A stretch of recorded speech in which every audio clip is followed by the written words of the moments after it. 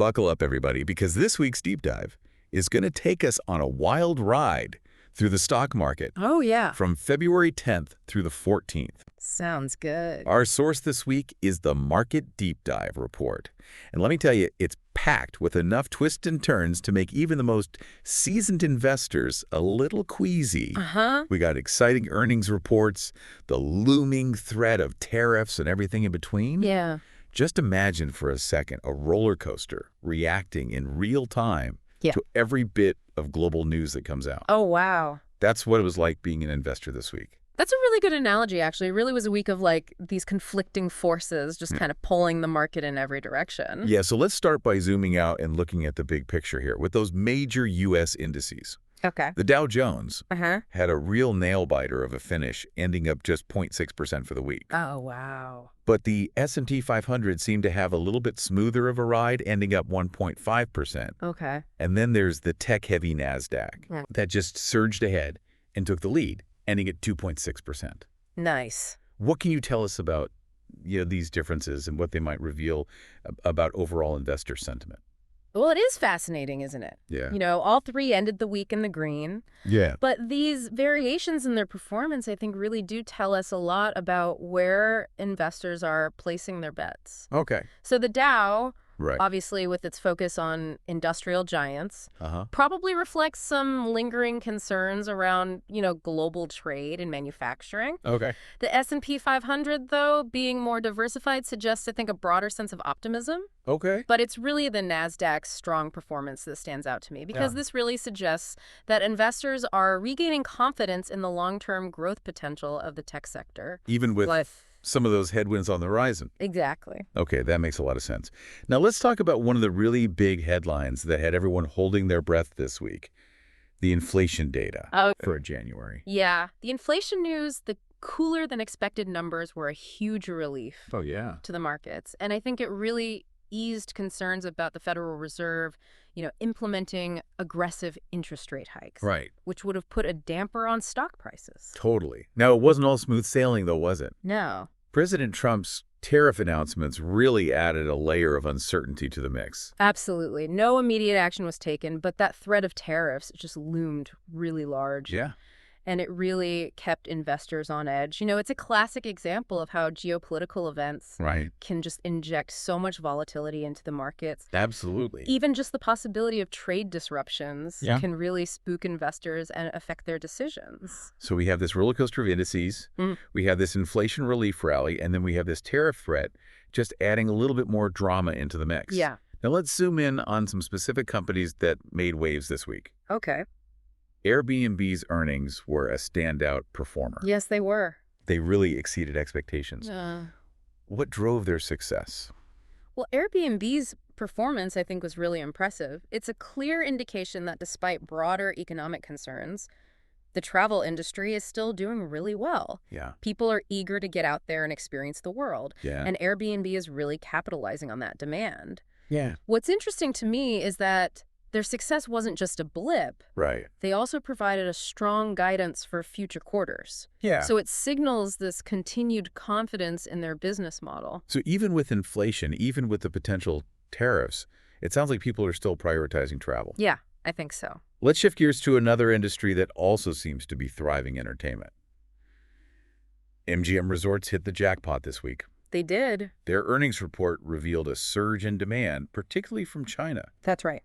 What do you make of that? Well, I think MGM's success really highlights just the global nature of the entertainment industry. The fact that they're seeing such strong demand from China, a major economic powerhouse, obviously speaks volumes about their growth potential, and their upwardly revised guidance just further underscores their optimism about the future. It's interesting to see how some companies are able to navigate these really choppy waters so effectively. Yeah. But not everyone emerged a winner this week, right? That's true. Intel faced some challenges with their earnings falling short of expectations. Unfortunately, yeah, their earnings sparked concerns about their ability to compete in what is a really fiercely competitive semiconductor market. Oh, wow. The industry is evolving so rapidly, and investors are looking for companies that can keep pace with innovation and just deliver consistent growth. It's a good reminder that even in a sector that's performing well, overall, individual companies can still stumble. Yeah. Now let's turn to a company that seems to be benefiting from some broader trends in healthcare. CVS Health. Their stocks soared this week thanks to strong performance in both their pharmacy services and health insurance segments. So what do you think is driving that? Well, I think CVS Health's performance is a prime example of how companies that cater to just essential needs Right. can thrive even in these uncertain economic times Yeah. as the population ages. Right.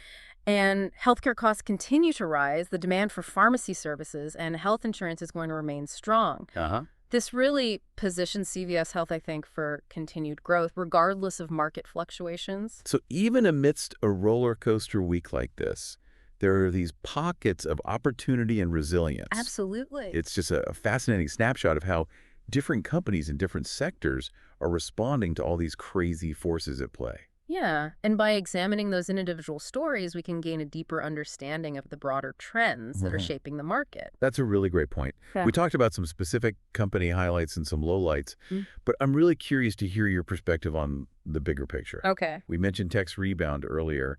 What do you think is driving that renewed investor confidence? Well, I think investors are starting to see through some of that short-term noise and recognize just the incredible long-term growth potential of the tech sector. Innovation is happening at this just unprecedented pace. Right. And many tech companies are really leading the charge in areas like artificial intelligence, cloud computing, renewable energy. I mean, these are the transformative technologies that will shape our future, and investors are betting on their continued success. Yeah, it's like they're saying, okay, sure, there might be some bumps in the road, Yeah. but we really believe in the power of technology to kind of overcome these challenges and create a better future. Exactly. Now, let's talk about another group of stocks that tend to do well in these uncertain times, consumer staples. Okay. What makes these companies so appealing to investors when the market gets a little jittery? In times of volatility, investors often seek refuge in companies that provide just those essential goods and services, things like food, beverages, household products, healthcare. Right. These companies tend to have really stable earnings. Right. And they're a little less affected by economic downturn because people need these products regardless of what's happening in the market. So it's like the people always need toothpaste theory. Exactly. That predictability is really comforting Right. to investors when other sectors are just experiencing those wild swings. Right. Speaking of wild swings, let's kind of shift gears and talk about the global market landscape. Okay. How did other markets react to this week's news, particularly the U.S. inflation data? Well, European markets, especially in France, reacted positively to the news. Okay. And it seems that easing concerns about those U.S. interest rate hikes really had a calming effect across the Atlantic. So what happens in the U.S. doesn't stay in the U.S. Right. It highlights how interconnected global markets are these days. Again, now what about Asia? Yeah. Did we see a unified response there? Asia presented a little bit more of a mixed picture. Japan's Nikkei index gained ground, likely buoyed by the positive U.S. inflation news and a sense of optimism about global growth prospects. Okay. However, Chinese markets were more subdued, reflecting concerns about potential trade tensions with the U.S. and just some domestic economic challenges they're facing. It's a good reminder that even within a region, market performance can really vary widely based on those specific country-level factors. Yeah. Now let's zoom out a bit and talk about some of the other forces at play in the market. Okay. The Market Deep Dive report mentioned some interesting movement in the bond market this week. What can you tell us about that? Yeah, the yield on the 10-year U.S. Treasury note, which is obviously a key benchmark for interest rates, actually decreased this week, Okay. falling to 4.475%. Right. This move was largely driven by that positive inflation data we talked about earlier. Right. When inflation concerns ease, investors feel less pressure to demand those higher yields on bonds. So it's like a seesaw. If inflation worries rise, bond yields go up to compensate investors for the decreased purchasing power of future returns. But if inflation cooled down, then those yields can come back down. right. It's a great analogy. And this movement in Treasury yields has these broader implications for the economy. Lower yields can make it easier for businesses to borrow money, Right. potentially stimulating economic growth. Exactly. It's fascinating how all these different pieces of the financial puzzle just kind of fit together. It really is. Okay, let's move on to another key market indicator, commodities. Okay. Were there any big swings in oil or gold prices this week? Oil prices saw a slight dip this week, Okay. with WTI crude ending the week at $70.74 per barrel. Okay. This dip was likely due to a mix of factors, including, I think, ongoing concerns about just the pace of global economic growth Right. and these mixed signals on the supply and demand front. So even though we're seeing, this really strong travel demand, Uh, which you would think would push oil prices higher, yeah, there are other forces at play. exactly. The global oil market is a complex ecosystem, influenced by everything from geopolitical tensions to production levels in major oil-producing countries. Right now, what about gold? Yeah. We talked earlier about how gold is often seen as a safe haven asset. Uh-huh. Did its price go up this week in response to all this market uncertainty we've been discussing? Interestingly, gold prices held relatively steady this week, Okay. hovering around $2,760 per ounce. Okay. So while gold can act as a hedge against uncertainty, its price didn't surge dramatically. Right. So this suggests that investors may not be in, full-blown panic mode just yet. Okay. Maybe they're cautiously optimistic, Yeah. waiting to see how things unfold. Yeah, just keeping an eye on things before making any drastic moves. Exactly. So we've covered a lot of ground here. We have. The ups and downs of the major indices, Uh-huh. the impact of that inflation data and those terror threats, the performance of various sectors, Yeah. the movement in the bond market, Uh-huh. and the interconnectedness of the global economy. It's been a roller coaster of a week, to say the least. It really has, from those initial dips caused by tariff concerns Right. to the late week rallies fueled by that positive inflation data. Yeah. Investors really had to stay nimble and adjust their strategies on the fly. Sounds like flexibility and adaptability were really essential this week for navigating all those market twists and turns. Oh, for sure.